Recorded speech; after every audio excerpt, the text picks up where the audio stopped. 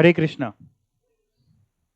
आज हम लोग ना कह सकते हैं ये भी बहुत इंटरेस्टिंग टॉपिक ही है। ऐसा तो नहीं मैं टेक्स्ट में सारे टॉपिक्स में इंटरेस्टिंग कहता हूँ, वाकई इंटरेस्टिंग है। देखिए, वन ऑफ दी हेड शुरू कर रहे हैं, इनकम फ्रॉम हाउस प्रॉपर्टी। हमारे इनकम टैक्स में टोटल 5 हेड्स होते हैं। कितने हेड्स होते हैं? 5 हेड्स। एक होता है income under the head salary, यानी आप पैसा जो कमा रहे हैं वो कहां टैक्सेबल होगा? 5 में से किसी एक हेड में टैक्सेबल होता है। कौन कौन से 5 हेड होते हैं? अगर शॉर्ट में मैं आपके लिए समझा दूं तो ये पांचों आप अपने करिकुलम में पढ़ेंगे, पांचों मैं एक एक करके आपको सब पढ़ाऊंगा। एक होता है सैलरी का हेड, पूरा नाम income under the head salary या income from salary. That means कल को आप जॉब करते हैं अगर, तो आपको सैलरी मिलेगी, उसमें कितनी सैलरी टैक्सेबल होगी, कैसे क्या निकलेगा, वो सब ये हेड सिखाता है। एक हेड होता है जो आप पढ़ने वाले हैं, इनकम फ्रॉम हाउस प्रॉपर्टी का, IFHP। जैसे मान लीजिए आपके पास कोई घर वगैरह है, कोई बिल्डिंग है, कोई हाउस प्रॉपर्टी है, आपने उसको लेट आउट कर दी, आपने उसको किराए पे उठा दी, उससे जो रेंटल इनकम आ रही है वो इस हेड में टैक्सेबल होती है। जो उसे किराया मिल रहा है ना, वो IFHP में टैक्सेबल होता है। और क्या कर सकते हैं? और तीसरा हेड कौन सा है? PGBP। आप बड़े होके हो सकता है अपना खुद का कोई बिजनेस करें, या CS बनने के बाद लेट से आपने खुद का ऑफिस खोल लिया कि जॉब हम नहीं करेंगे, जॉब हमसे किसी की होती नहीं, हम प्रैक्टिस करेंगे। तो प्रैक्टिस करें या बिजनेस करें, इस हेड में टैक्सेबल होता है। फुल फॉर्म होता है इसका profit and gains from business और profession. B for business and P for profession. इसके अलावा और कहां से पैसा कमा सकते हैं? एक हेड होता है कैपिटल गेन। आपके पास कोई प्रॉपर्टी वगैरह पड़ी थी, आपने कहा यार एक काम करते हैं, इसी को बेच के पैसा कमाते हैं। दादा लोग, जो भी आपके पूर्वज थे, वो छोड़ गए थे आपके लिए, आपने बेच दी प्रॉपर्टी, 10 करोड़ की बिक गई। उन्होंने खरीदी थी 1 लाख की, आज आपने बेच दी कितने की? 10 करोड़ की। बैठे बैठे आप करोड़पति बन गए। इनकम टैक्स डिपार्टमेंट कहता है भाई तुम करोड़पति बने, तुम्हारा फायदा हुआ, तो थोड़ी चीटें हम पे नहीं बरसाओगे? सारा माल अकेले अकेले ढकेल जाओगे? हमें भी तो टैक्स दो। अगर 1 करोड़ की बिक गई जो उन्होंने 10 लाख की खरीदी थी, दैट मीन्स 9 करोड़ 90 लाख का आपका फायदा है। कौन से हेड में टैक्सेबल करेंगे? कैपिटल गेन में। या मान लीजिए आपके पास सोना है, वो सोना नहीं जो आप सोते रहते हैं, गोल्ड। आपके पास घर में 50 किलो सोना पड़ा था, आपने उठा के उसको बेच दिया, कहां टैक्सेबल होगा? कैपिटल गेन में। जरूरी 50 किलो तो मैं एग्जाम्पल बोल रहा हूं, है ना, 1 तोला भी बेच दिया, जो भी है कैपिटल गेन में। यानी जब भी कैपिटल एसेट बेचते हैं तो कैपिटल गेन में टैक्सेबल होता है। और एक आखिरी हेड होता है बचा हुआ हेड।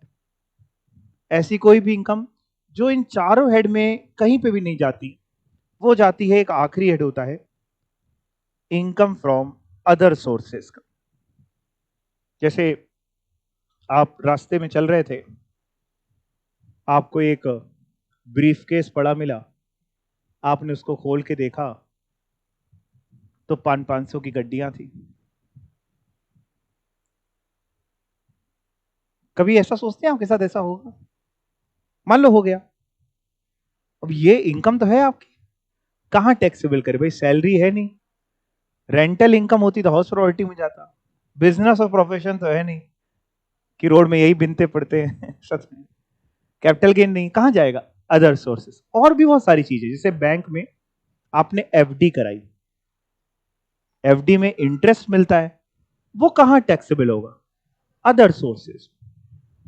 लॉटरी जीत गए, अदर सोर्सेस। आप तखत डाल करके पत्ते खेलते हो, आपने कहा देखो ये सबसे तो कुछ होने वाला नहीं, है ना, पैसे कमाने का दूसरा जुगाड़ निकालना पड़ेगा, उससे आप पैसे जीत गए, कसीनो में जीत गए। सब कहां पे टैक्सेबल होगा? Other source. KBC चले गए, बच्चन साहब ने कहा अरे 7 करोड़ आप ही के हुए, कहां टैक्सेबल होगा? Other source. तो 5 हेड्स हैं केवल 5 है इनकम टैक्स में। टोटल 5 ही हेड हैं, ऐसा नहीं कि आपके करिकुलम में 5 है ही 5। कौन कौन से 5 बोलिए मेरे साथ। पहला सैलरी, दूसरा house property, income from house property, तीसरा पीजीपी, फुल फॉर्म बोलो। ठीक, profit and gains from business और प्रोफेशन। चौथा कैपिटल गेन, और पांचवा इनकम फ्रॉम अदर सोर्सेस। जिसमें हम कह सकते हैं कि हम आज जो शुरू कर रहे हैं आईएफएचपी बहुत ही छोटा और इजी हेड है, ठीक है, बाकी भी इजी ही है, लेकिन ये बहुत ही अच्छा हेड हम आपको पढ़ाने जा रहे हैं। एग्जाम में आपको क्वेश्चन जरूर मिलने वाला है। इनकम फ्रॉम हाउस प्रॉपर्टी का हेड पढ़ने जा रहे हैं,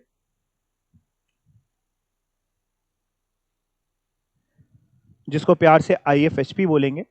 और आईएफएचपी में हमारे बेसिकली जो सेक्शन कवर्ड है वो 22 से 27 है। सर इसका क्या मतलब है? देखो, इनकम टैक्स एक्ट पढ़ रहे हैं ना हम लोग, ये जितने भी चीजें पढ़ रहे हैं as per income tax act 1961 उसके हिसाब से पढ़ रहे हैं। तो हर एक चीज के सेक्शंस होते हैं, इतना तो आप जानते हैं। तो हमारे इनकम टैक्स में जो हाउस प्रॉपर्टी कवर्ड है वो सेक्शन 22 से लेके 27 तक में कवर्ड है। कितने में कवर्ड है? 22 से 27, जिसका चार्जिंग सेक्शन है 22। अब ये चार्जिंग सेक्शन क्या होता है? जितने भी आप हेड पढ़ेंगे हर एक हेड का एक पर्टिकुलर चार्जिंग सेक्शन होगा। चार्जिंग सेक्शन का एक और नाम होता है basis of charge. In short मतलब क्या होता है? जैसे हमें कैसे पता चलेगा कि किस तरीके की इनकम इस हेड में टैक्सेबल होंगी? हमें कैसे नॉलेज मिलेगी कि कौन सी इनकम इस हेड में टैक्सेबल होगी? डिपार्टमेंट को बताना पड़ेगा ना, एक्ट में लिखना पड़ेगा ना कि कौन सी इनकम इस हेड में टैक्सेबल होगी। तो उसके लिए बनाया जाता है चार्जिंग सेक्शन। अगर आप चार्जिंग सेक्शन की बातें पूरी करते हैं या चार्जिंग सेक्शन में जो लिखा है वो बातें पूरी हो रही हैं तो उस हेड में टैक्सेबल होती है। जैसे फॉर एग्जांपल इस हेड में तभी आपकी इनकम टैक्सेबल होगी। इस हेड में मतलब कौन सा हेड पढ़ रहे हैं? Income from house property. तभी आपकी इनकम टैक्सेबल होगी अगर 3 कंडीशंस पूरी होंगी। अगर 3 की 3 यानी तीनों कंडीशंस पूरी होंगी तो आपकी इनकम इस हेड में टैक्सेबल होगी, नहीं तो इस हेड में टैक्सेबल नहीं होने वाली, और किसी हेड में होगी, इसमें नहीं होगी। तो ये बात हमें पता चलनी पड़ेगी ना कि कौन सी कंडीशन, या कहीं लिखना पड़ेगा। तो जहां लिखा होता है वो कहलाता है चार्जिंग सेक्शन, कि इस सेक्शन में चार्जिंग के लिए ये पॉइंट्स हैं, मोबाइल वाली चार्जिंग नहीं, ठीक है ना। तो चार्जिंग सेक्शन मींस बेसिस क्या है चार्ज का। तो आपको मैं सारे सेक्शंस याद करने के लिए नहीं कहूंगा, लेकिन जब इनकम टैक्स पढ़ाऊंगा तो कुछ कुछ सेक्शन जो मेरे को लगेंगे कि आपको पता होने चाहिए तो वो मैं आपसे कहता चलूंगा। एक तो आपको सारे हेड का, साइलेंट कर लीजिए उसको, साइलेंट कर लीजिए। एक तो सारे हेड के आपको चार्जिंग सेक्शन पता होने चाहिए, ठीक है। मैं एक एक करके आपको सिखाता चलूंगा, अभी नहीं सिखाऊंगा, अभी नहीं बोलूंगा कि सैलरी का 15 है, हाउस प्रॉपर्टी का 22 है, पीजीपी का 20, नहीं, आप परेशान हो जाए, एक एक करके चलेंगे। हाउस प्रॉपर्टी का चार्जिंग सेक्शन होता है सेक्शन 22। कौन सा सेक्शन होता है? 22, जो कहता है कि सर अगर आपने 3 कंडीशंस पूरी कर दी तो आपकी income income from house property के हेड में टैक्सेबल होगी। आपसे हो सकता है सिंपली वो यही पूछ ले कि कौन सी कंडीशंस हैं, ठीक है ना। तो मे बी न्यू सिलेबस हो, ओल्ड सिलेबस हो, ये क्वेश्चन आ सकता है। तो देखते हैं जरा क्या क्या है, पढ़ते हैं। Income from house property section 22 से 27, जिसका बेसिस ऑफ चार्ज या इसको चार्जिंग सेक्शन भी बोलते हैं, सेक्शन 22 है। ओके, क्या बताता है? Income is taxable under income from house property, okay, if the following all 3 conditions are satisfied. कह रहा है अगर नीचे वाली तीनों कंडीशन पूरी हो गई तो आपकी इनकम यहां पे टैक्सेबल होगी। कौन कौन सी सर? पहली कंडीशन, बहुत ध्यान से पढ़िएगा, लिखा है there must be any building. क्या होनी चाहिए? There must be any building. Building का मतलब क्या होता है? आप लोग तो बड़े लोग हैं, बिल्डिंग का मतलब तो सभी छोटे सुना है। बिल्डिंग क्या होता है? कोई भी बिल्डिंग, है ना। आप जो बैठे हैं बिल्डिंग में बैठे हैं, किसी भी तरह की कोई भी बिल्डिंग। अच्छा, बिल्डिंग में जैसे आईएनजी लगा होता है, तो मतलब हम लोग जब बिल्डिंग की बात करते हैं तो हम लोग कंप्लीटेड बिल्डिंग की बात करते हैं कि जो अंडर कंस्ट्रक्शन वाली होती है? कंप्लीटेड, भले ही आईएनजी लगाए, लेकिन यहाँ पे हम लोग, आपको पता, जो आपको पता है वही मतलब है बिल्डिंग का, मतलब जो आपको पता है वही, यानी कंप्लीटेड की हम लोग बात करें तो बिल्डिंग होना अनिवार्य है। हाउस प्रॉपर्टी में जाने के लिए पहली कंडीशन है बिल्डिंग होना अनिवार्य है। ब्रैकेट में अगर आप देखें तो ब्रैकेट में लिखा है और land appurtenant thereto. और land appurtenant thereto. Appurtenant क्या है?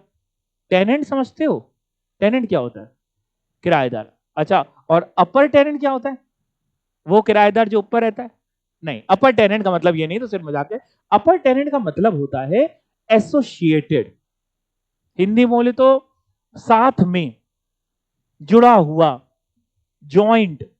मतलब मैं आपको हिंदी समझाने की कोशिश करता हूं, इस पूरी कंडीशन का मतलब समझिए। ये कंडीशन ये कहती है कि साहब बिल्डिंग होना मैंडेटरी है, उसके साथ लैंड हो तो अच्छी बात, ना हो तो अच्छी बात। ऐसा कैसे होगा? बिल्डिंग है, बिल्डिंग आपकी है, लैंड नहीं है। अपार्टमेंट्स, फ्लैट्स वगैरह, उसमें बिल्डिंग है, लैंड, आप समझ रहे हैं? या फिर और land appurtenant thereto में, जैसे घर है आपका, अब घर में कुछ हिस्सा में आपने थोड़ा सा गार्डन बनाया हुआ है, होता है ना, तो वो भी क्या इसमें कवर्ड है? Answer is yes. हमें लेकिन मेन चीज देखनी है बिल्डिंग। सर, हाँ बेटा, सर मान लीजिए अगर पूरा का पूरा लैंड पड़ा है, बिल्डिंग है ही नहीं, जमीन है, प्लॉट है, उसको हम किराए पे उठाते हैं, उससे रेंटल इनकम आती है। जमीन किराए पे उठा के रेंटल इनकम कैसे आएगी? मे भी आप लोगों को किराए पे देते, शादियां करवाते हैं कि हमसे किराए पे ले लो, अपने हिसाब से टेंट लगाओ, सारा अरेंजमेंट करो, हमें हमारा किराया दे दो, शादियां करो। पार्किंग के लिए किराए पे आपने किसी को ठेका दे रखा है कि हमको महीने का 10,000 दे देना, तुम लोगों की गाड़ी लगवाओ, जितना पैसा तुम्हें लेना है लोगों से वो तुम लो, तुम समझो, हमसे कोई मतलब नहीं। ऐसे भी तो किराया मिल सकता है। वो किराया इस हेड में टैक्सेबल नहीं होगा। क्यों नहीं होगा? बिल्डिंग नहीं। इस हेड में टैक्सेबल नहीं होगा, मैंने ये बोला है। मैंने ये नहीं बोला कि टैक्सेबल नहीं होगा, टैक्सेबल होगा, लेकिन किस में होगा? आपको तुक्का मारिए। अच्छा, तुक्का मार के देखिए। सैलरी में, हाउस प्रॉपर्टी में, हाउस प्रॉपर्टी तो मना ही कर दिया, सैलरी में होगा? नहीं। कैपिटल गेन में? नहीं।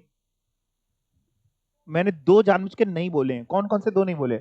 एक पीजीबीपी और एक अदर सोर्स। अगर आपका रूटीन नेचर का बिजनेस ही यही है, इस तरीके का, कि आप किराए पे उठाते हैं, जमीन है आपके पास, है ना, आप किराए पे उठाते हैं, तो फिर पीजीपी की इनकम है। अगर रिकरिंग नेचर की इनकम है, आपका बिजनेस ही है, तो फिर बिजनेस है तो profit and gains from business और प्रोफेशन। नहीं तो कभी कदार है तो फिर income from other sources. But house property के हेड में टैक्सेबल नहीं होगा। क्यों? क्योंकि पहली कंडीशन कह रही है बिल्डिंग होनी चाहिए।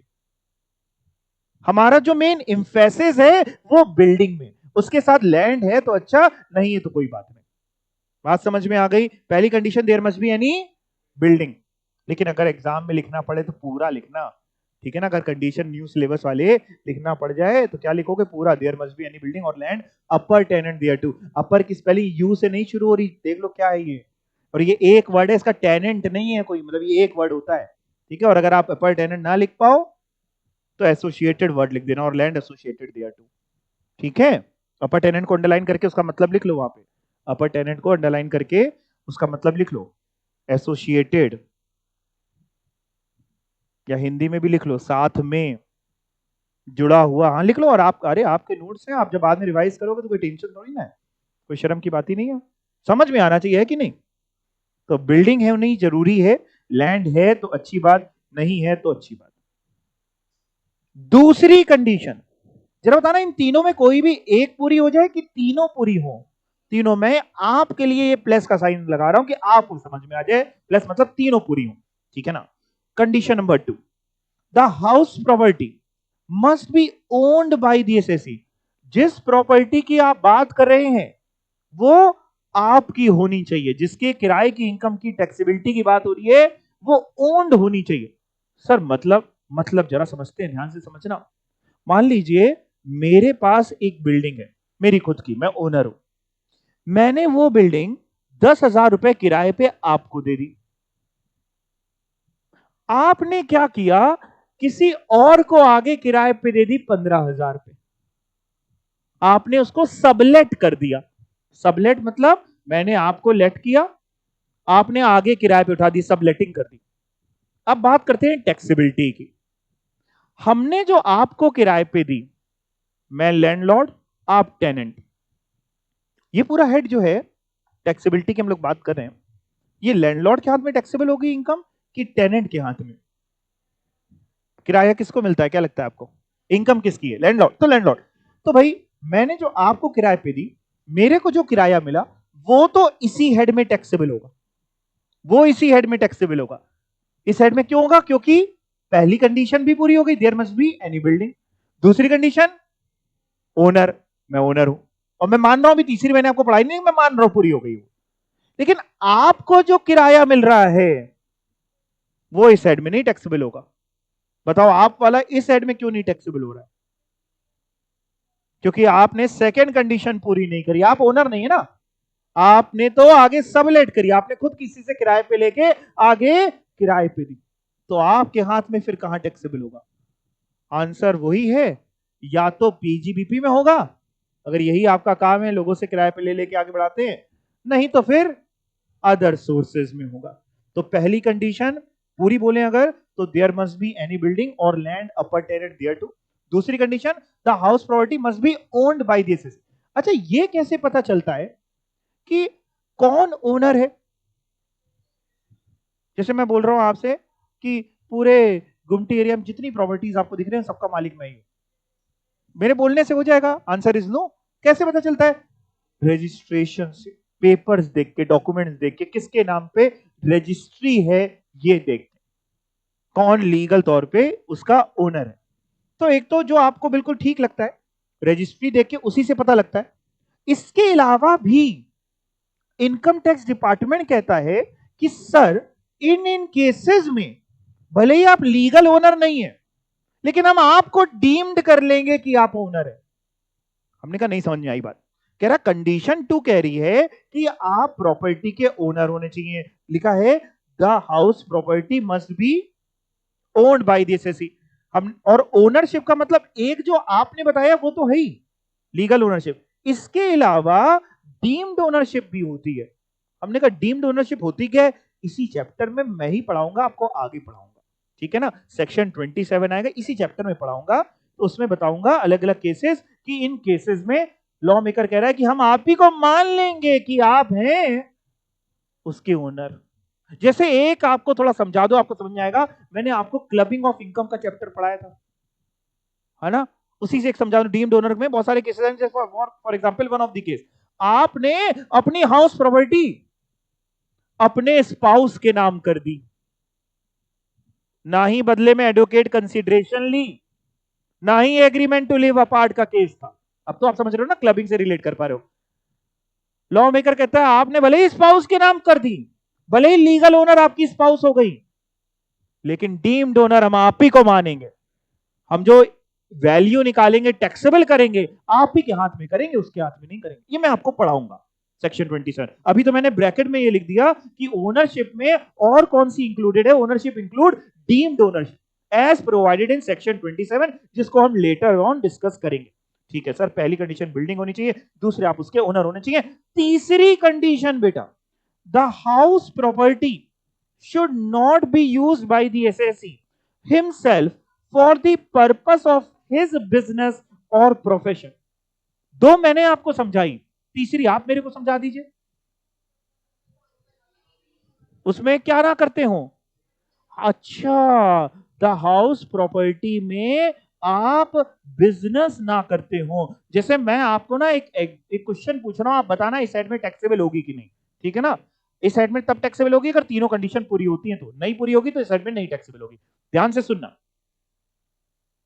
मेरे पास एक प्रॉपर्टी थी, मैंने एक बंदे को किराए पे दे दी। जिस बंदे को किराए पे दी, उस बंदे ने उसमें अपना बिजनेस, अपनी पान की शॉप खोल ली। मैंने उसको किराए पे दे दी, उसने पान शॉप खोल ली, मेरे को किराया मिलता है। अब मैं आपके पास आया हूं ये पूछने के लिए कि ये किराया मेरा इस हेड में टैक्सेबल होगा कि नहीं होगा। बड़ा सिंपल सा क्वेश्चन है, कोई रायता नहीं फैलाया, बिल्कुल सिंपल। मेरे पास एक प्रॉपर्टी थी, मैंने एक बंदे को किराए पे दे दी। उस बंदे ने उसमें अपना व्यापार कर रहा है, वो बंदा पान शॉप खोल लिया, जो आप चाहें, जिस भी चीज का बिजनेस चाहें वो खोल लिया उसने। और मेरे को किराया मिलता है। मेरा किराया, मैं बड़ा कंफ्यूज हूं कि इस हेड में टैक्सेबल होगा कि नहीं होगा। लॉ आपके सामने, आप पढ़ के बताओ। अगर आपको लगता है तीनों की तीनों कंडीशन पूरी हो गई तो इसी हेड में होगा, और अगर आपको लगता है नहीं पूरी हुई तो इस हेड में नहीं होगा। और जो दिल से आवाज है वो देना, बगल वाला जो बोले वो आंसर ना देना, जो खुद का आंसर आए वो देना, क्योंकि सब समझदार है, किसी के पास कोई दिमाग कम नहीं है। चलो एक एक करके मैं जरा हैंड रेस करवाता हूं। पहले वो बच्चे हैंड रेस करें जिनको लगता है कि इसी हेड में टैक्सेबल होगा। ओके,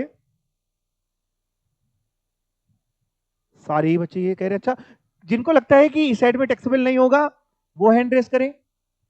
किसी को नहीं लगता। तीसरी कंडीशन पूरी हो गई जो आप लोग कह रहे हैं इस साइड में टैक्सेबल होगा, पूरी हो गई। कैसे पूरी हुई? लिखा है बिजनेस प्रोफेशन नहीं होना चाहिए। अच्छा, खुद का बिजनेस कहां लिखा? खुद कहां लिखा है यार? हिज लिखा है, हिज।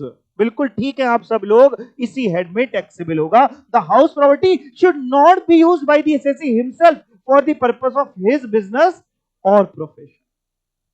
मेरे पास एक प्रॉपर्टी थी खुद की, मैंने उसमें कोचिंग क्लासेस खोल ली और पढ़ाने लग गया। बताइए इस साइड में आएगा?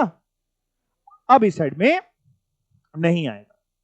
क्यों नहीं आएगा इस साइड में? तीसरी कंडीशन पूरी नहीं हुई। तो कहां जाएगा फिर? मैं पढ़ाने लग गया, क्या लगता है? पीजीपी वाला हेड में जाएगा। तो तीन कंडीशन क्या क्या है? मेरी तरफ देखते जाइए या आप इधर देखते जाइए, कहीं पे भी कंडीशन की तरफ बोलते जाइएगा साथ साथ में। There must be any building और लैंड अपर्टेनेंट देयर टू।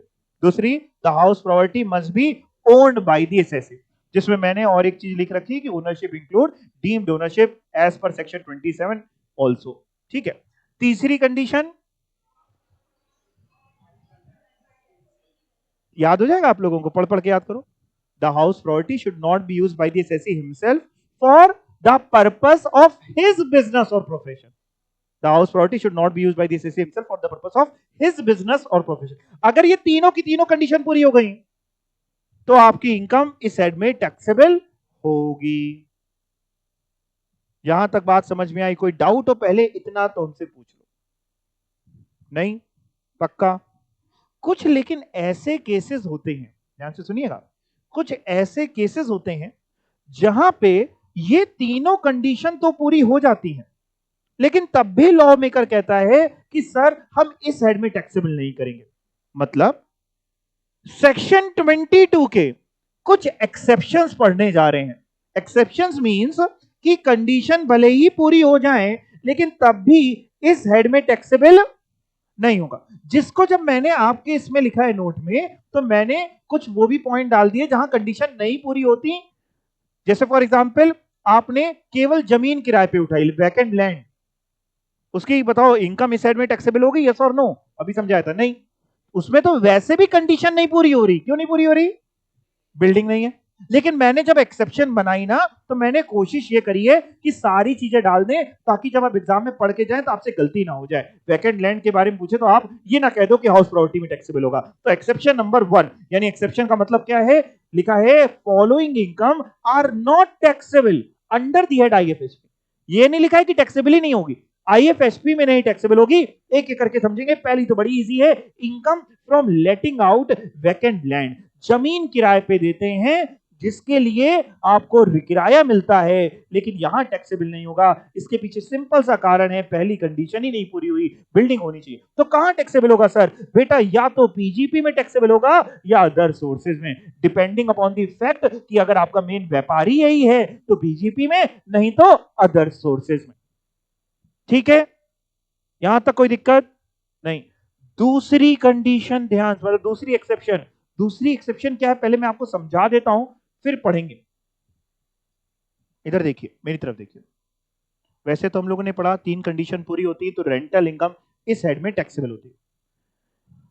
मान लीजिए मेरे पास 100 प्रॉपर्टीज है, 100 बिल्डिंग है, 100 घर है मेरे पास, अलग अलग जगह पे 100 घर का मैं मालिक हूं। लगता नहीं हूं शक्ल से, लेकिन पैसे वाला बहुत। मैं क्या करता हूं? मेरे पास 100 घर है, मैं क्या करता हूं? मेरे को कुछ करने की जरूरत ही क्या है? मैं क्या करता हूं, ध्यान से सुनना। मैंने उन सारी की सारी 100 प्रॉपर्टीज को किराए पे उठाया और एक दो प्रोफेशनल लोग भी रख दिए हैं जो किराया रिकवर करते हैं, पूरे खाते मेंटेन करते हैं किसका किराया आना बाकी है। 2-3 सीए, 2-4 सीएस हमने रख दिए, पूरा एक ऑफिस बाकायदा मेंटेन है, सारी चीजें कि कहां पे प्रॉपर्टी वैकेंट हुई, किसको उठानी है, किसको नहीं किराए पे देनी। यानी मेरा मेन व्यापार ही प्रॉपर्टी किराए पे देने का है। मेरा मेन व्यापारी क्या है? बिल्डिंग को किराए पे उठाना। अब देखा जाए तो वैसे तो तीनों कंडीशन पूरी हो रही है। कौन सी तीन? पहली, बिल्डिंग होनी चाहिए, वो है। दूसरा, ओनर, मैं ही ओनर हूं। तीसरा, उसमें मैं अपना बिजनेस या प्रोफेशन ना कर रहा हूं, मैं अपना नहीं कर रहा, मैं तो घूमता रहता हूं। नहीं, अपना कहां कर रहा हूं, मैंने तो किराए पे दे दी। आप समझे? मेरा अपना बिजनेस और प्रोफेशन का मतलब है कि उस बिल्डिंग में मैंने अपना ऑफिस खोल लिया। CA Vicky Agarwal and associates, income tax return, GST return सब भरवाएं उचित दामों में। ये है अपना काम। मैंने ये सब नहीं किया, हमने कहा यार ये सब कौन झंझट में करेगा, दुनिया इतनी खूबसूरत है, दुनिया घूमेंगे। हमने प्रॉपर्टी किराए पे दी। अब सामने वाला बंदा जो अपना काम करे, घर में रह रहा हो, जो करना हो उसको वो करे, हमें तो किराए से मतलब है। तो तीनों कंडीशन पूरी हो रही है, और नो? पूरी हो रही है। पहली, बिल्डिंग भी है। दूसरी, ओनर भी हूं। तीसरा, मेरा खुद का व्यापार में थोड़ी ना कर रहा हूं, उसमें बिल्डिंग में व्यापारी बिल्डिंग किराए पे उठाना है। अंतर समझ रहे? तीसरी कंडीशन क्या थी? तीसरी कंडीशन ये थी, the house property should not be used by the SSC himself for the purpose of his business और प्रोफेशन। अपने बिजनेस ना कर रहे हो, अपना बिजनेस या प्रोफेशन ना करो, तो मैं उसमें अपना नहीं करता। मेरा तो काम है, मैं प्रॉपर्टीज किराए पे उठाता हूं। बहुत सारे मेरे पास प्रॉपर्टीज पड़ी, मैं उनको ही किराए पे उठाता हूं। रेंटल इनकम ही 5-10 करोड़ आती है महीने की। समझ रहे हैं बात को? अब जरा समझिए, तीनों कंडीशन पूरी हो गई, लेकिन लॉ मेकर कह रहा है सर तब भी हम ना इसको इस हेड में टैक्सेबल नहीं करना चाहते, क्योंकि आपका काम ही यही है। क्या काम है आपका? प्रॉपर्टीज किराए पे उठाना, यानी लेटिंग आउट आपकी बिजनेस एक्टिविटी है, आपका बिजनेस ही यही है। तो हम आपका इस हेड में नहीं टैक्सेबल करेंगे। तो किस में करोगे बेटा? फिर अगर बिजनेस ही मेरा यही है तो फिर पीजीबीपी में, यानी दूसरी एक्सेप्शन क्या है, एक्सेप्शन पढ़ने, दूसरी, income earned by an assessee. कौन एसएससी?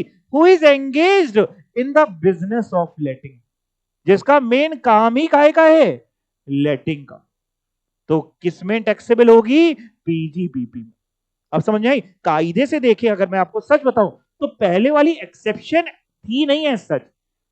एक्सेप्शन तो उसको कहेंगे जहां तीनों कंडीशन पूरी हो गई, तब भी इसमें टैक्सेबल नहीं हो रही। लेकिन मैंने जानबूझ के डाली है, इसलिए डाली है कि आपके पास एक जगह पे रहेगा कि कौन कौन सी प्रॉपर्टी, कौन कौन सी रेंटल इनकम इस साइड में टैक्सेबल नहीं होती, इसलिए मैंने डाली। पहली वाली तो वैसे भी कंडीशन ही नहीं पूरी कर रही थी, वैकेंट लैंड का किराया मिला, एक्सेप्शन जो है वो बिल्डिंग ही नहीं है, कंडीशन ही नहीं पूरी हुई तो वैसे भी साइड में नहीं होती।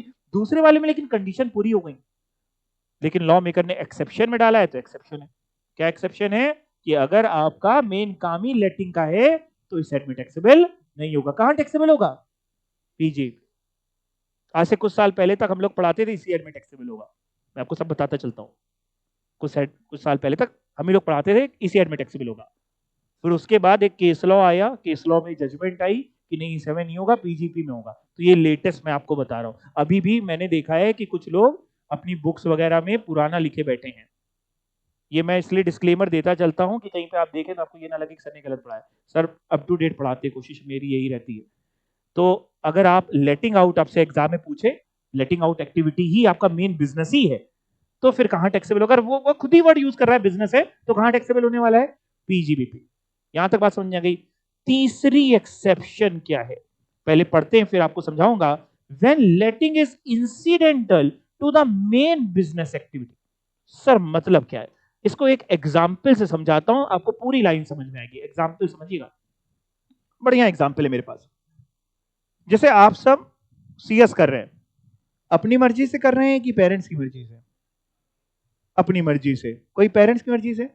चलो अच्छा, मान लेते हैं थोड़ी देर के लिए कि मान लेते हैं आप में एक बच्चा है जो मम्मी पापा की इच्छा रखने के लिए, रिश्तेदारों की इच्छा रखने के लिए सीएस का कोर्स कर ले रहा है। आप उनकी इच्छा रखने के लिए सीएस का कोर्स कर ले रहा है। आपकी तो इच्छा कुछ और ही थी, आपकी इच्छा थी कि व्यापार करें, है ना? लेकिन आपने एक काम किया, आपने कहा ठीक है यार कि मम्मी पापा की इच्छा रखने के लिए सीएस का कोर्स कर लेते हैं। आपने कोर्स कर लिया, डिग्री मिल गई। आपने पेरेंट्स से कहा देखिए डिग्री हमें मिल गई, बट हमारा हमेशा से मन था कुछ व्यापार करें।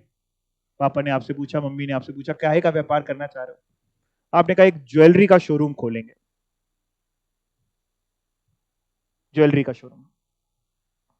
घर वालों ने सपोर्ट किया, घर वालों ने कहा ठीक है, बढ़िया है। कहां पे खोलोगे? आपने कहा चंबल की घाटी पे। कहां खोलेंगे? चंबल की घाटी सुना है आपने? नहीं, अच्छा, कहीं दूर दराज की जगह पे। चंबल की घाटी नहीं सुना है, चलो छोड़ो। आपने को एक जगह बताई, आपने कहा चंबल की घाटी पे, बहुत ही ऐसा एरिया है। घर वालों ने कहा ठीक है। आपने कहा ठीक क्या है, पैसे लाओ, ज्वेलरी का शोरूम खोलना है। आपने वापस कहा लाओ पैसे लाओ, 10 करोड़ रुपए लाओ। पापा ने 10 करोड़ की चेक आपको काट के दी। आपने बढ़िया चंबल की घाटी में ज्वेलरी का शोरूम खोला, उद्घाटन किया। आपका दिल ही दिल में सपना पूरा हो रहा है। मम्मी पापा का सपना पहले ही पूरा कर चुके थे, सीएस बन गए। आपने इधर शोरूम खोला और अगले दिन घोड़े में बैठ के डाकू आ गए। चंबल की घाटी में आपने खोला था, उन्होंने गन दिखाया, उन्होंने कहा जो कुछ है निकाल दो। आपने कहा हाँ ले जाओ ले जाओ, मेरा कुछ नहीं है, मेरे को बख्श दो, जो ले जाना है ले जाओ। और वो सारा सामान उठा के ले गए। अच्छा, आप भी कम नहीं था, आपने कहा सपना तो हमारा है, हम पूरा करके रहेंगे।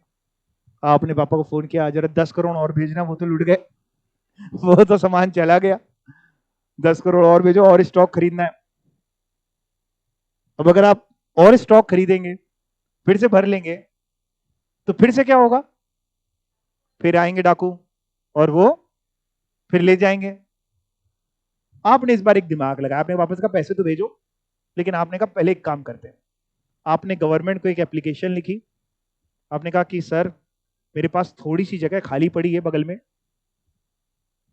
उसमें एक ना पुलिस स्टेशन खुलवा दीजिए, हम आपको किराए पे दे देते हैं, एक पुलिस स्टेशन खुलवा दीजिए, थोड़ा सा इलाका भी सुधर जाएगा, हमारी भी सेफ्टी हो जाएगी, और बड़ा नॉमिनल किराए पे आप हमको महीने का 500-1000 रुपए दे दीजिएगा किराया।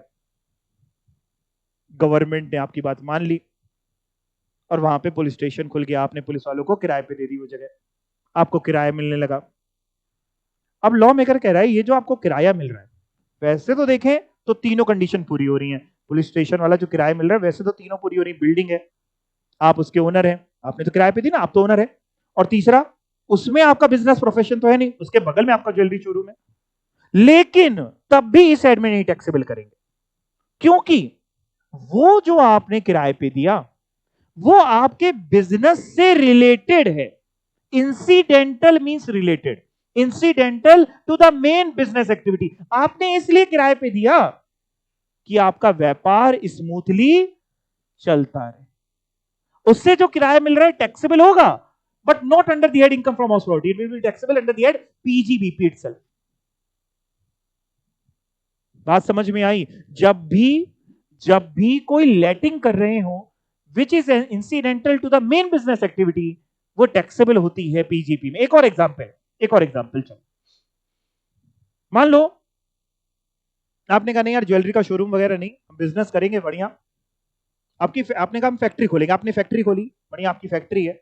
और लेट्स से आपने उत्तराखंड में फैक्ट्री खोली, एक पहाड़ी एरिया में आपने, पहाड़ों के ऊपर बढ़िया आपने फैक्ट्री खोली।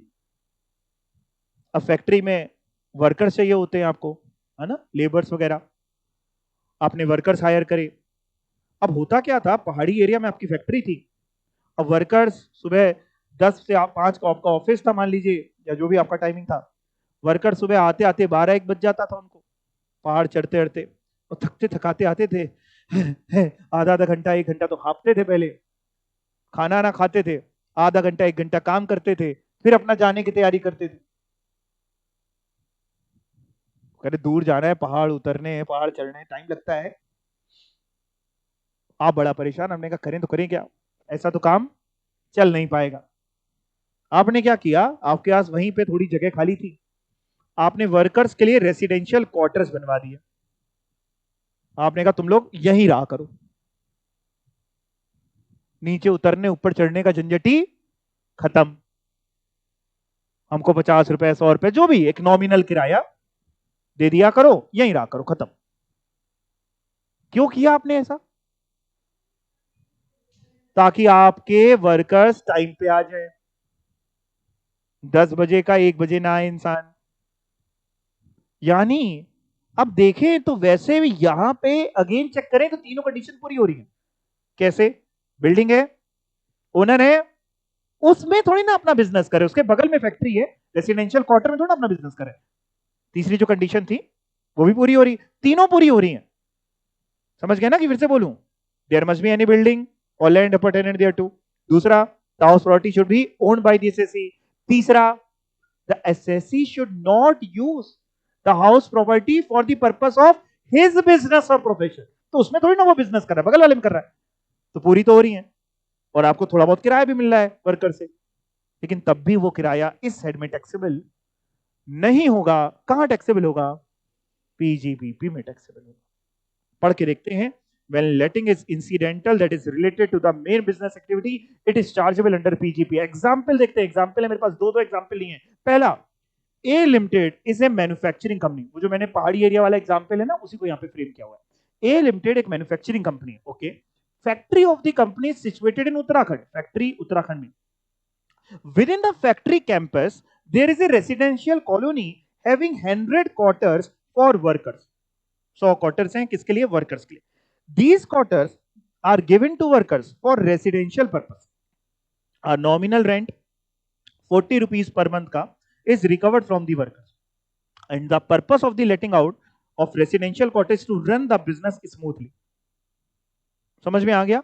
ऐसे में जो भी रेंट कलेक्ट हुआ है, being incidental to the main business of A Limited is taxable under PGP and not under income from house property. गई बात दिमाग में? एक और एग्जांपल है, वो जो चंबल की घाटी वाला है ना, उसको मैंने फ्रेम किया हुआ है। B limited makes available a few room in its factory on nominal rent to the government. कुछ जगह, कुछ कमरे थोड़ा बहुत किराया लेके गवर्नमेंट को किराए पे दे दिए। क्यों दे दिए? For locating a branch of nationalised bank. Bank नहीं था, बैंक खोलने के लिए किराए पे दे दिया कि हमारा पैसा आता है, कहां जमा करेंगे। पोस्ट ऑफिस खोलने के लिए, police station, et cetera et cetera et cetera. और पर्पस क्या था? पर्पस बड़ा जरूरी है। पर्पस क्या था? व्यापार को एफिशिएंटली और स्मूथली रन करना था, इसलिए हमें किराए पे देना पड़ा। दैट इज, इसी को बोलते हैं letting is incidental to the main business activity. ऐसे में भी पीजीबीपी में टैक्सेबल होगा, यहां पे टैक्सेबल नहीं होगा।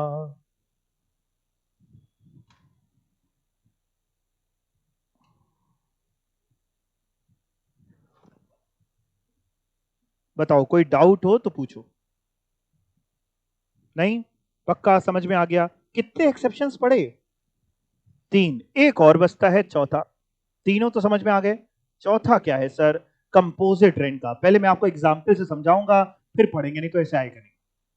ये क्या है जरा समझते हैं। एग्जाम्पल लेते हैं इसके लिए। हाँ चलो, मान लीजिए, सपोज करिए मैं आपको टेक्स्ट पढ़ा रहा हूं, राइट? अब क्या है, मेरे को ना ये जगह कम पड़ने लग गई है, हजारों बच्चे आते हैं पढ़ने के लिए, कहां बैठा लें? तो मैंने क्या किया, मैंने एक ऑडिटोरियम किराए पे ले लिया। ध्यान से समझते जाना पूरी मेरी बात को। जैसे मैंने दिल्ली में शाह ऑडिटोरियम एक है, बहुत बड़ा ऑडिटोरियम है, मैंने उसको किराए पे ले लिया। 1 लाख रुपए पर डे का उसका किराया है, एक दिन का 1 लाख रुपए का किराया। तो मैंने एक ऑडिटोरियम किराए पे ले लिया। मेरे बच्चे आते हैं, बहुत सारे बच्चे होते हैं, बैठाना पड़ता है।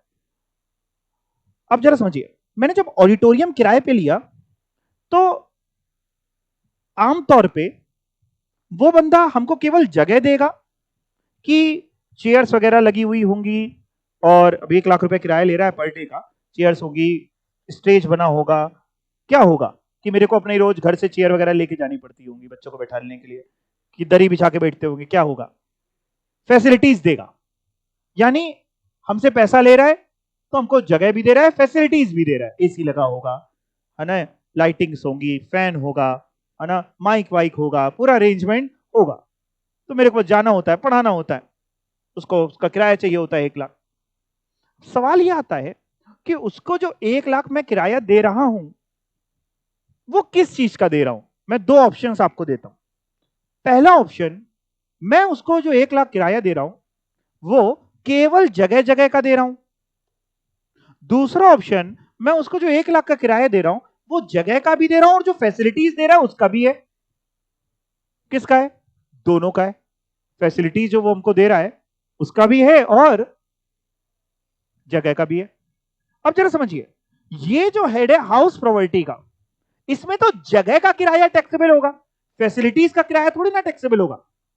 उसको जो हम 1 लाख का किराया दे रहे हैं भाई उसके हाथ में टैक्सेबल होगा, मेरे हाथ में नहीं, मैं तो किराया दे रहा हूं। जो ओनर है उसके हाथ में टैक्सेबल होगा, लेकिन पूरा 1 लाख इस साइड में नहीं टैक्सेबल होगा। जितना जगह का किराया है उसमें से वो इस साइड में टैक्सेबल होगा, और जितना फैसिलिटीज का किराया है वो टैक्सेबल होगा या तो पीजीपी में या फिर इनकम फ्रॉम अदर सोर्सेज में। लेकिन प्रैक्टिकली प्रॉब्लम क्या आती है वो सुनो। प्रैक्टिकली ऐसे केसेस में हम बाइफर्केशन कर ही नहीं पाते हैं, हम सेग्रीगेशन नहीं कर पाते, हम अलग अलग नहीं कर पाते कि कितना इसमें से जगह का किराया है और कितना फैसिलिटी का किराया है, क्योंकि आमतौर पे एक ही साथ ही उठाया जाता है और इतना किराया बताया जाता है। हम अगर अलग अलग नहीं कर पा रहे तो अब हम क्या करें? लॉ मेकर कहता है, जरा सुनिए सर, ध्यान से सुनते जाना, पूरी बात समझा रहा हूं। लॉ मेकर कहता है कि अगर आप अलग अलग कर सकते, अगर अलग अलग हो सकता, पहला केस कि सेग्रीगेशन इज पॉसिबल, अगर अलग अलग हो सकता है तो फिर जो बिल्डिंग का किराया है वो तो इसी हेड में टैक्सेबल होगा, हाउस प्रॉपर्टी के हेड में, और जो फैसिलिटी का किराया है वो या तो पीजीपी में या इनकम फ्रॉम अदर सोर्सेज में। लेकिन if segregation is not possible, अलग अलग नहीं कर सकते, नहीं बाइफरगेट हो सकता भैया कि 1 लाख में कितना किराया बिल्डिंग का है कितना फैसिलिटी का, नहीं बाइफरगेट हो सकता।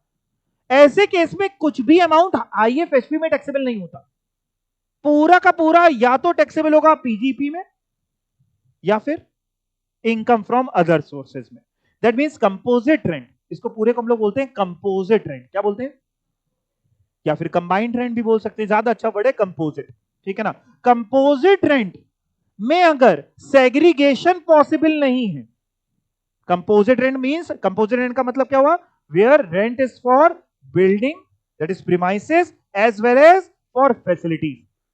कंपोजिट रेंट में सेग्रीगेशन पॉसिबल नहीं है, मतलब हम अलग अलग नहीं कर सकते, तो entire rent will be taxable either PGBP और अदर सोर्स। यहां पे कुछ भी टैक्सेबल नहीं होगा। हां, सेग्रीगेशन अगर हो सकता तो फिर हाउस प्रॉपर्टी का यहीं पे टैक्सेबल होता, फैसिलिटी का पीजीपी अदर सोर्स। तो मैंने एक्सेप्शन में देखो डाला क्या है, देखना ध्यान से। एक्सेप्शन में मैंने डाला है कि composite rent when two lettings are not separable, अलग अलग नहीं कर सकते, it will be taxable under income from other sources और पीजीपी। उसके बाद लेकिन, हालांकि मैंने, देखिए मैं आपको समझा देता हूं, मैंने समझाया है पूरा कंपोजिट रेंट को, इधर मैं समझाऊंगा कंपोजिट रेंट को। ये दिखा आपको ऊपर, तो जब एक्सेप्शन बना रहा था तो मैंने 4 पॉइंट्स थे, चारों एक साथ डाल दिए, 1 2 3 4, और कंपोजिट रेंट की पूरी बात मैंने यहां समझाई। चलो अब समझाइए, आपको हिंदी में भी समझा दी, पढ़ना बचा पढ़ ही लेते हैं। कंपोजिट रेंट का मतलब क्या है, ब्रैकेट पढ़िएगा, दैट इज रेंट है हाउस प्रॉपर्टी के लिए भी, प्लस किसके लिए है बेटा? चार्जेस फॉर फैसिलिटीज के लिए। ऐसे में क्या होने वाला है, लॉ मेकर कह रहा है भैया अगर सेग्रीगेट कर सकते हो तो आप क्या करना, हाउस प्रॉपर्टी का हेड रेंट इसी हेड में टैक्सेबल करना और फैसिलिटी का पीजीपी आईफॉस में। सेग्रीगेशन नहीं कर सकते तो इसमें कुछ भी टैक्सेबल नहीं होगा, पूरा का पूरा पीजीपी में या आईफॉस में। पढ़ते हैं केस ए, पहला case. If segregation, sir segregation मतलब सेग्रीगेशन बोल लो, एलोकेशन बोल लो, सेपरेशन बोल लो, बाइफर्केशन बोल लो, डिस्ट्रीब्यूशन बोल लो, अलग अलग करना बोल लो, if segregation is possible then rent for house property will be taxable under, कहां टैक्सेबल होगा? या तो इनकम फ्रॉम, मतलब कहां नहीं सॉरी, अगर सेग्रीगेशन पॉसिबल है तो हाउस प्रॉपर्टी का रेंट कहां टैक्सेबल होगा? हाउस प्रॉपर्टी के में। और फैसिलिटीज का कहां टैक्सेबल होगा? या तो आईफॉस में या पीजीपी में। अगर अलग अलग कर सकते हैं तो हाउस प्रॉपर्टी का रेंट हाउस प्रॉपर्टी में, फैसिलिटीज का जो होगा वो आईएफएच इनकम फ्रॉम अदर सोर्सेज में या फिर आपका पीजीपी में, आईफॉस में या फिर पीजीपी में। अगर सेग्रीगेशन नहीं कर सकते तो क्या लिखा है? सेग्रीगेशन इज नॉट पॉसिबल, पूरा का पूरा आईफॉस या PGP, nothing is taxable as,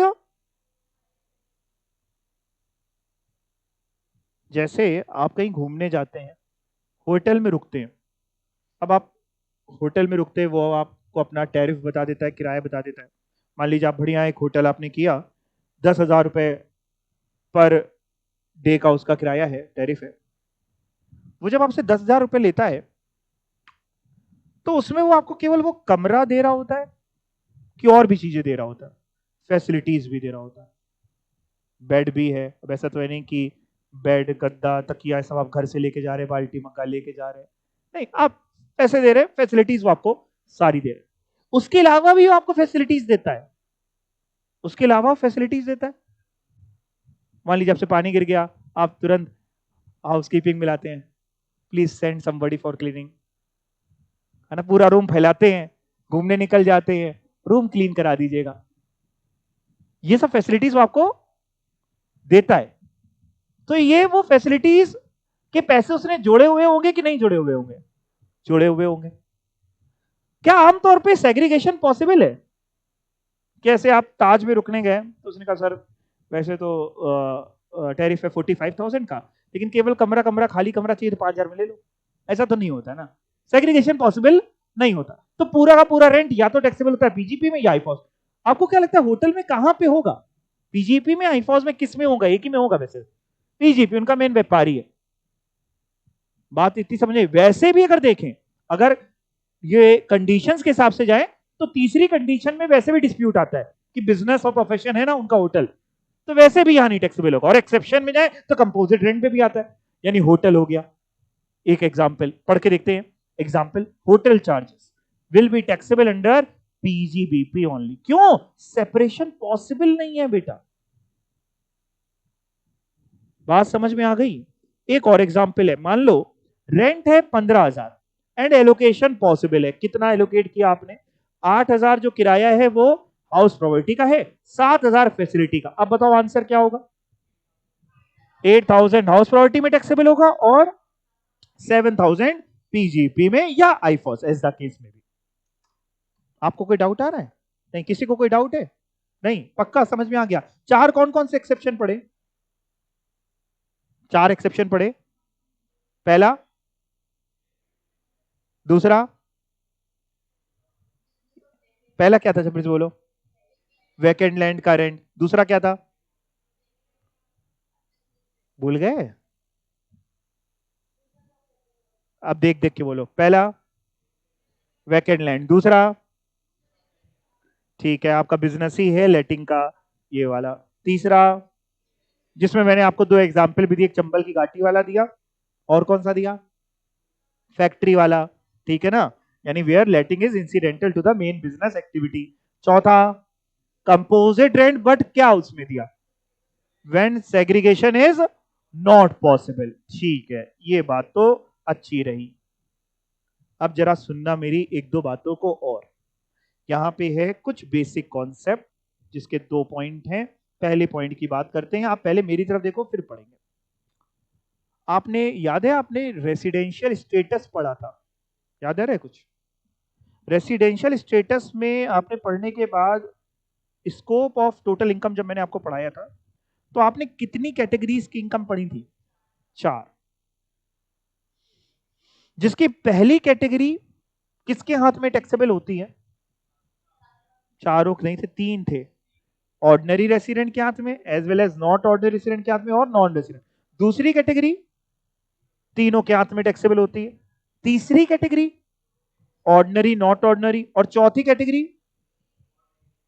केवल ऑर्डिनरी। ठीक है, अब जरा दिमाग इसी लॉजिक को लगाना। अब जो मैं क्वेश्चन पूछ रहा हूं अपने लॉजिक को दिमाग में लगाना, फिर आंसर बताना। मान लो मेरे पास एक प्रॉपर्टी है श्रीलंका में।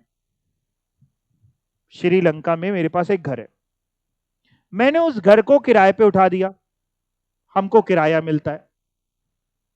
अब मैं सोच रहा हूं यार मेरे हाथ में टैक्सेबल होगा कि नहीं होगा, मैं बड़ा कंफ्यूज हूं। इंडिया में नहीं है प्रॉपर्टी, कहां है प्रॉपर्टी? श्रीलंका में। किराया भी वहीं रिसीव होता है। पहला केस मैंने लिया, किराया वहीं रिसीव होता है। अच्छा आप बताओ, अगर श्रीलंका में प्रॉपर्टी किराया वहीं रिसीव होता है तो चारों कैटेगरी में कौन सी कैटेगरी की इनकम है ये? पहली कैटेगरी में बोल रहा हूं क्या थी, चारों आपको रिवाइज करा दे रहा हूं।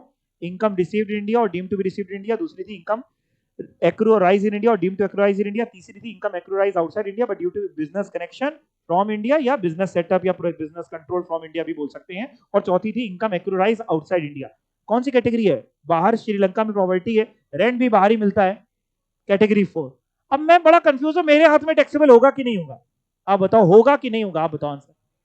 अगर मैं ऑर्डिनरी रेसिडेंट होऊंगा तो टैक्सेबल होगा, नहीं तो मेरे हाथ में टैक्सेबल नहीं होगा। ठीक है, आंसर आ गया। दूसरा केस ध्यान से। प्रॉपर्टी इंडिया में सिचुएटेड है, रेंट मिलता है इंडिया के बाहर। प्रॉपर्टी इंडिया में सिचुएटेड है, कानपुर में मेरे पास एक घर है, मैंने किराए पे उठा रखा, लेकिन मैं सेटल हो गया बाहर यूएस में। मैंने किराएदार से कहा किराया यूएस का मेरा खाता उसी में डाला करो, किराया बाहर मिलता है। कौन सी कैटेगरी की इनकम है? स्टेप बाय स्टेप आपको इसलिए लेके चल रहा हूं। कौन सी कैटेगरी की इनकम? पुराना क्यों खाते जाते हो भाई? इतने अच्छे से तो समय आ गया था आप लोग को। घर कानपुर में है, इंडिया में है, किराए पे उसको उठाया है, किराया बाहर मिलता है। कौन सी कैटेगरी? पहली, इनकम रिसीव्ड इंडिया और deem to be received in India. दूसरी, इनकम एक्रूराइज इन इंडिया और डीम टू एक्रूराइज इन इंडिया। तीसरी, चौथी, कौन सी? कैटेगरी 2 है। सोर्स तो इंडिया है, इनकम एक्रूराइज और deem to एक्रूराइज in India, category 2 है। बताओ मेरे हाथ में टैक्सेबल होगा नहीं होगा? किसके हाथ में? ऑर्डिनरी रेसिडेंट के हाथ में कि नॉट ऑर्डिनरी की नॉन? तीनों। तो ये जो मैंने ना पहला पॉइंट लिखा है, इसका बेसिस वही रेसिडेंशियल स्टेटस है।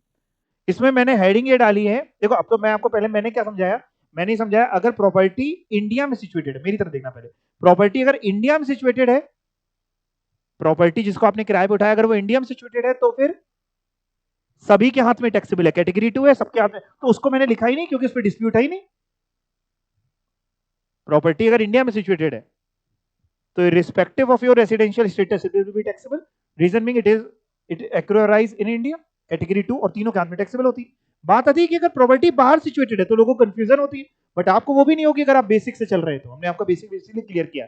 प्रॉपर्टी सिचुएटेड है फॉरेन कंट्री में तो दो केसेस, बाहर सिचुएटेड है, पहला केस रेंट आपको इंडिया में मिलता है,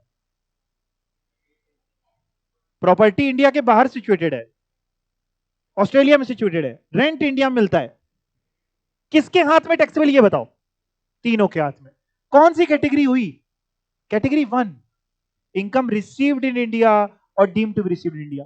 2 तो थी एक्रोराइज इन इंडिया, सोर्स है ना इंडिया, सोर्स तो बाहर है, प्रॉपर्टी बाहर की है, ऑस्ट्रेलिया की है, लेकिन रेंट इंडिया मिल रहा है, तो इनकम रिसीव्ड इन इंडिया और deem to be received in India. और अगर इनकम रिसीव्ड इन इंडिया या deem to be received in India category 1 होती है तो मैं भले ही ऑर्डिनरी रेसिडेंट हूं, नॉट ऑर्डिनरी रेसिडेंट हूं या नॉन रेसिडेंट, लैंडलॉर्ड कुछ भी हो, टैक्सेबल होगा। अगला, प्रॉपर्टी भी बाहर सिचुएटेड है, रेंट भी बाहर मिल रहा है, कौन सी कैटेगरी की इनकम? Category 4, income accrues outside India. वो मेरे हाथ में तभी टैक्सेबल होगी अगर मैं ऑर्डिनरी रेसिडेंट हूं। अब आप पढ़ लो, यही लिखा है, if rent is received in India, अगर रेंट भी इंडिया में मिल रहा है तो फिर तो भैया टैक्सेबल होगी सभी केसेस में, चाहे आप ओआर हो, एनओआर हो, चाहे आप एनआर हो। अगर रेंट आपको इंडिया के बाहर मिलता है, जो अगला केस है, तो फिर केवल ओआर में टैक्सेबल होगी। लॉजिक समझ में आ गया आपको? पक्का? सर दूसरे में क्या लिखा है, ये क्या होता है डिस्प्यूटेड ओनरशिप? क्या डाउट है? आईएफओएस और पीजीपी, यानी आईफॉस और पीजीपी दोनों में से किसी में भी कर सकते हैं क्या, या हम चूज करेंगे? नहीं नहीं नहीं नहीं, आप चूज नहीं करेंगे। अगर रिकरिंग नेचर की है तो पीजीपी में, नहीं तो अदर सोर्सेज में जाएगी। ठीक है ना जी? और कोई डाउट है? और कोई डाउट नहीं? आप लोग का कोई डाउट है? नहीं। ओके, अब मैं आपको क्या पढ़ाने जा रहा हूं पहले वो समझा देता हूं, ध्यान से सुनिएगा। है क्या, एक मिस्टर एक्स थे, मिस्टर एक्स के पास एक घर था, उस घर में 3 फ्लोर बने हुए थे, एक ग्राउंड फ्लोर, एक फर्स्ट फ्लोर और एक सेकंड फ्लोर। ग्राउंड फ्लोर उन्होंने किराए पे उठा रखी थी, और फर्स्ट और सेकंड फ्लोर में मिस्टर एक्स और अपने बच्चों के साथ, अपने परिवार के साथ रहते थे। 2 लड़के थे उनके, मिस्टर एक्स 2 लड़के, 2 फ्लोर उनके पास थी, ग्राउंड फ्लोर किराए पे उठा रखी थी, बढ़िया किराया मिलता था। मिस्टर एक्स इसी हेड में टैक्सेबल कराते थे, सब कुछ ठीक चल रहा था। एक दिन क्या हुआ, मिस्टर एक्स का बुलावा आ गया। कहां, किसने बुला लिया, आप समझ गए? मिस्टर एक्स चले गए। सबको बड़ा दुख हुआ और अपने पीछे वो छोड़ गए अपने दो नालायक लड़के, एक बड़ा बेटा और एक छोटा बेटा। अब रेंट मिलने की तारीख आई, ग्राउंड फ्लोर किराए पे उठी हुई थी, एक्स तो लेने आएंगे नहीं, एक्स चले गए। अब रेंट मिलने की तारीख आई, बड़ा बेटा कह रहा है क्योंकि मैं बड़ा हूं तो किराया मेरे को मिलना चाहिए। छोटा बेटा कह रहा है पिताजी मेरे से ज्यादा प्यार करते थे तो किराया तो मेरा बनता है। दोनों में विवाद चल रहा है। अब होता क्या है, जब भी एक तारीख आती है किराए मिलने की तो दोनों आधी रात से स्टेयर्स पे बैठ जाते जीने पे कि कब सुबह होगी, कब टेनेंट दरवाजा खोलेगा और किराया देगा। और जब जिसका जो मौका मिलता वो छीन के किराया ले आता। कभी छोटा बेटा धीमे से पैरों के बीच के बड़े बेटे से निकल के ऐसे रेंगते वेंगते किराया छीन के भाग जाता, कभी बड़ा बेटा भाग जाता। अच्छा, किराएदार को किराया देने से मतलब है, वो अपना किराया देता, वो कहते लड़ो मरो जाओ जो करना है करो, हमें चैन से जीने दो। बात ये आई भाई कि हम टैक्सेबल किसके हाथ में करें, छोटे बेटे के हाथ में करें कि बड़े बेटे के हाथ में? मिस्टर एक्स तो चले गए ना, मिस्टर एक्स के हाथ में तो अब नहीं होएगा, उनको कहां परेशान करेंगे, आप समझ रहे हैं ना? बड़े बेटे के हाथ में करें कि छोटे बेटे? अच्छा, दोनों विवाद चल रहा है और दोनों ने ना कोर्ट में केस भी फाइल कर दिया। छोटा कह रहा हमको मिलना चाहिए, बड़ा कह रहा हमको मिलना चाहिए। अब आप जानते हैं इंडिया है, इतनी जल्दी तो डिसीजन आने से रहा।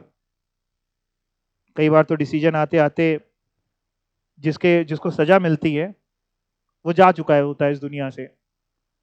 तो खैर, अब भाई बड़ा डिस्प्यूट है साहब, टैक्सेबल करें तो किसके हाथ में करेंगे? या तो एक तरीका ये, या थोड़ा वेट कर लें, जब आज नहीं तो कल जब भी कोर्ट का डिसीजन आएगा तो कोर्ट जिसको ओनर मानेगा कि बड़े बेटे को ओनर मान रहा है तो फिर बड़े बेटे के हाथ में टैक्सेबल कर दे, छोटे को मान रहा है तो छोटे के हाथ में टैक्सेबल कर दे। तो क्या आपको लगता है इनकम टैक्स डिपार्टमेंट इतना वेट करेगा कि कोर्ट के डिसीजन का वेट कर लेते हैं? बहुत टाइम लग सकता है, 5-10 साल, 15 साल, 20 साल। क्या डिपार्टमेंट इतना पेशेंस रखेगा? Answer is no. तो फिर क्या करें, किसके हाथ में टैक्सेबल करें, बड़े कि छोटे? पढ़ के तारे आप लोग, है ना, समझदार है, पढ़ के तारे। सिंपल सा है, इनकम टैक्स डिपार्टमेंट कहता है देखो भैया देखो ऐसी बात है, जो जितने महीने का किराया छीन के भागा था, समझ गए बात को, जो जितना किराया पा गया हम उतना किराया उसके हाथ में टैक्सेबल कर देंगे। मतलब अगर छोटा बेटा 8 महीने का किराया छीन के भागा, बड़ा बेटा 4 महीने का, तो छोटे बेटे के हाथ में 8 महीने का किराया टैक्सेबल, और बड़े बेटे के हाथ में 4 महीने का, जब तक डिस्प्यूट है। बाद में अगर कोर्ट का जब डिसीजन आ गया उसके आगे तो फिर जैसा कोर्ट बताएगा वैसा होगा, लेकिन in the mean while tax तो चाहिए ना। जब तक डिसीजन नहीं आ रहा या ये प्रॉब्लम नहीं सुलझ रही, तब तक क्या होने वाला है कि जो रिसिपिएंट है इनकम का, जिसको इनकम मिल रही जितनी, हम उतने के लिए आपको ओनर मान लेंगे, उतना आपके हाथ में टैक्सेबल कर देंगे। इनकम टैक्स डिपार्टमेंट कहता है हमें तो अपने टैक्स से मतलब है। आप समझ रहे हैं मेरी बात को? तो इसने बड़ा सिंपल सा बनाया, डिस्प्यूटेड ओनरशिप एक लाइन में लिखा हुआ है, it is taxable in the hands of actual recipient of income. बात समझ में आई? क्लियर? क्या पढ़ रहे हैं आप? ये इनकम फ्रॉम अथॉरिटी तो पढ़ रहे हैं, उसके अंदर क्या पढ़ रहे हैं? बेसिक कॉन्सेप्ट्स पढ़ रहे हैं, कुछ बेसिक कॉन्सेप्ट, जिसके अंदर आपने पहला पढ़ा कि प्रॉपर्टी अगर फॉरेन कंट्री में सिचुएटेड है तो क्या होने वाला है। तो आपने पढ़ा कि अगर रेंट इंडिया मिल रहा है तो तीनों के हाथ में टैक्सेबल होगा, और रेंट भी अगर रिसीव भी बाहर हो रहा है तो केवल ओआर के हाथ में टैक्सेबल होगा। दूसरा, डिस्प्यूटेड ओनरशिप में आपने पढ़ा कि जिसको जितना रेंट मिलेगा एक्चुअल रिसिपिएंट उसके हाथ में टैक्सेबल होगा। तीसरा आपको ऑलरेडी मैंने पहले ही पढ़ा दिया, अब तो कुछ बचा ही नहीं, अब तो केवल निकालने का तरीका बचा है कि आखिर हाउस प्रॉपर्टी की इनकम कैसे निकाली जाती है, इनकम फ्रॉम हाउस प्रॉपर्टी कैसे निकाली जाती है, जिसको हम लोग इससे पढ़ेंगे लेकिन नेक्स्ट टर्न पे पढ़ेंगे। ठीक है? हर एक हेड में सब सीखेंगे ना, हर एक हेड में ये भी तो सीखना पड़ेगा कि इनकम कैसे निकाली। मतलब फॉर एग्जाम्पल आपको किराया मिला 5 लाख रुपए साल का, तो क्या 5 लाख टैक्सेबल होगा? Answer is no. उसमें से कुछ छूट मिल जाएगी, कुछ कम हो जाएगा, कुछ होएगा, देखेंगे अगले टर्म पे। कुछ जीएवी निकलेगी, एक बार अगर देखना हो 2 मिनट का टाइम आपके पास तो जीएवी निकलेगी, ग्रॉस एनुअल वैल्यू, देखते जाना। लेस इसमें से म्युनिसिपल टैक्सेस होंगे, एनएवी आएगी, उसमें से 2 डिडक्शन मिलती है अंडर सेक्शन 24। एक स्टैंडर्ड डिडक्शन मिलती है 30% की, एक इंटरेस्ट ऑन बोरोड कैपिटल की डिडक्शन मिलती है। तब कहीं जाकर के इनकम फ्रॉम हाउस प्रॉपर्टी आती है। और आपको पता है एग्जाम में आईएफएसपी पे क्वेश्चन रहता ही रहता है नॉर्मली, चाहे ओल्ड सिलेबस हो न्यू सिलेबस हो, रहता है और इजी रहता है। मतलब इजी मतलब चैप्टर ही इजी है, आपको मैं सिखा दूंगा, आपको निकालना आ जाएगा। ठीक है, होमवर्क सुन लो लेकिन। सेक्शन 22 चार्जिंग सेक्शन है, ये याद करके आना। क्या याद करके आना? कौन सा चार्जिंग सेक्शन है? सेक्शन 22। उसमें 3 कंडीशन थी, वो याद करके आना। याद हो गई कि याद करनी पड़ेगी? आज घर पे लेकिन एक बार और रिवाइज कर लेना, ओवर कॉन्फिडेंस में ना रहना, ठीक है। और उसके अलावा क्या याद करके आना? फिर क्या पढ़ाया था? एक्सेप्शंस याद करके आना। फिर क्या याद करके आना? बस इतना कराना, ठीक है। Thank you.